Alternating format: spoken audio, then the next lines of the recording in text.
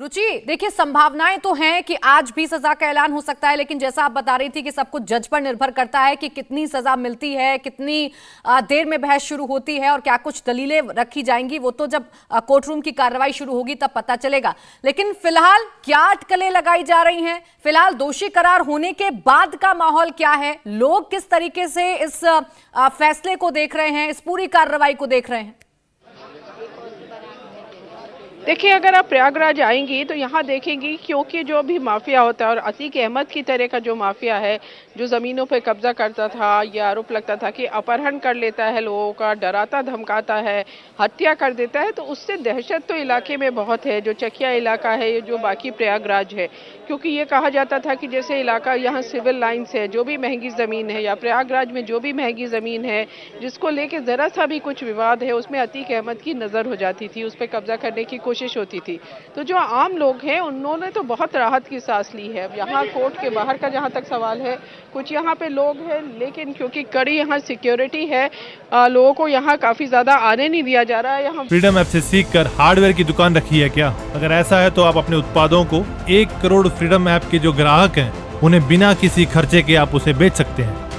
वकीलों का जमावड़ा है बाहर, वकीलों को भी आज कोर्ट रूम नहीं जाने दिया गया है, लेकिन जो अंदर से खबरें आ रही है कि अतीक अहमद आरोपी है, ये फैसला कोर्ट ने सुनाया है, तो यहाँ वकील काफी खुश हैं। और क्योंकि अतीक को जो जुर्म का सिलसिला शुरू हुआ था 1979 में, 44 साल पहले, ऐसा कैसे हो सकता है कि 44 साल में किसी भी मामले में आदमी को सजा ही ना हो, हत्या जैसे गंभीर मामले हो, हत्या का प्रयास हो, अपहरण हो, लेकिन सजा किसी में ना हो। अब देखिए 2005 में जो राजू पाल का मर्डर हुआ, बीएसपी का विधायक था राजू पाल, हमें याद है कि मायावती खुद आई थी यहाँ पे प्रयागराज और घर गई थी। फिर 2007 में मायावती आपके पास वकील क्या कह रहे हैं, एक बार वो भी सुन लेते हैं। Ashraf, Atiq and Farhan, the conviction is been confirmed. Rest another 15-20 minute में और ज्यादा न्यूज जो अभी जजमेंट है वो पूरा आएगा। कन्विक्शन कंफर्म है सर, लेकिन अंदर से जो बात निकल के आ रही है उसमें ये है कि अतीक, दिनेश और शौकत, इन तीनों का कन्विक्शन हुआ है। देखिए 3 का है, नाम कंफर्म हो जाएगा another coming half an hour और सो। जजमेंट रीड किया जा रहा है, ऑपरेशनल पार्ट में बता दिया गया। सर, अभी तक जजमेंट में क्या निकल गया? Operation conviction for kidnapping and abduction and criminal conspiracy, ये है। बाकी 10-15 मिनट और लगेगा इसका पता लगने में, क्लियरिटी आने में। तो प्रयागराज कोर्ट से आप वकील को सुन रहे थे, उन्होंने कहा कि 3 अभियुक्तों को दोषी करार दे दिया गया है और थोड़ी देर में डिटेल जजमेंट जो है वो भी आ जाएगा कि किन किन वजहों से इन्हें दोषी करार दिया गया है। रुचि, आप अपनी बात पूरी कर लें।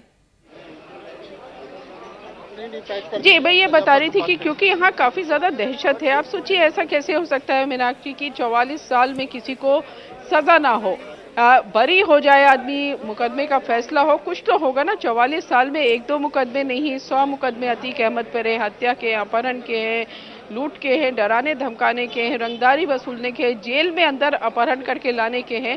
तो ऐसा कैसे हो सकता है कि सजा ना हो? तो इससे साफ है कि अतीक का जो पूरा साम्राज्य था वो कहीं ना कहीं जो ये फैसले होते थे उन पर भी प्रभाव पड़ता था। कई बार गवाहों को रास्ते से हटा दिया जाता था, कभी गवाहों को धमकी दी जाती थी कि हमारे खिलाफ गवाही नहीं दो। जैसे ये उमेश पाल वाला मामला हुआ था, उमेश पाल अकेले नहीं थे, ऐसे बहुत सारे गवाह हैं जो अतीक अहमद के खिलाफ कहते हैं कि हमको धमका रहा था।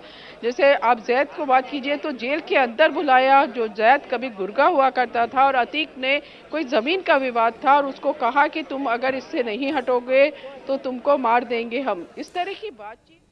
इसमें कन्विक्शन कंफर्म हो गया है, कोर्ट ने कन्विक्ट कर दिया है एंड अप्रोक्सीमेटली 3 का कंफर्मेशन इस जो अक्यूज हैं उसमें Ashraf, Atiq and Farhan, the conviction is been confirmed. Rest another 15-20 minute में और ज्यादा न्यूज जो अभी जजमेंट है वो पूरा आएगा। कन्विक्शन कंफर्म है सर, लेकिन अंदर से जो बात निकल के आ रही है उसमें ये है।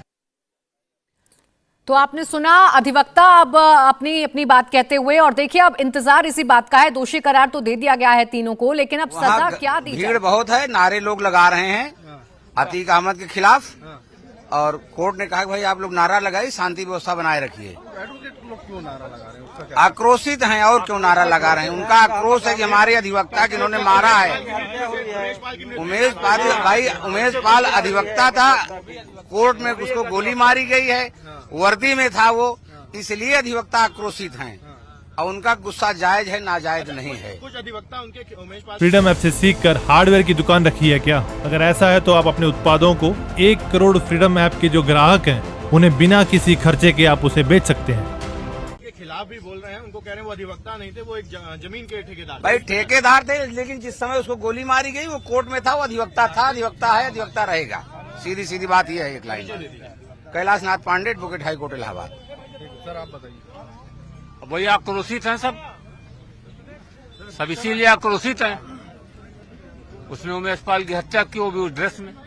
देखिए, आज जहां तक जो जजमेंट आया है, बताया जा रहा है कि यहाँ न्याय में जो है 3 लोगों को दोषी साबित किया गया, बाकी और लोगों को बरी कर दिया गया है। अब उसमें सजा आनी है, कितना अतीक अहमद उसमें दोषी होते हैं, ये चीज अभी कोर्ट डिसाइड करेगी। आधे 1 घंटे में जो जजमेंट आएगा फाइनल जजमेंट, जिसमें कितनी सजा तय होनी है, ये अतीक अहमद के ऊपर 1 घंटे बाद आपको पता चल जाएगा, या 20-25 मिनट बाद कोर्ट लंच के बाद जो है वो सजा कार्रवाई सुनवाएगी। सर लगभग पूरे, मुझे लग रहा है पूरे प्रयागराज के अधिवक्ता यहाँ पे सारे मौजूद। इंडिया टीवी हर वक्त हर जगह डाउनलोड करने के लिए सर्च करें India TV news Google play store या ऐप स्टोर पर।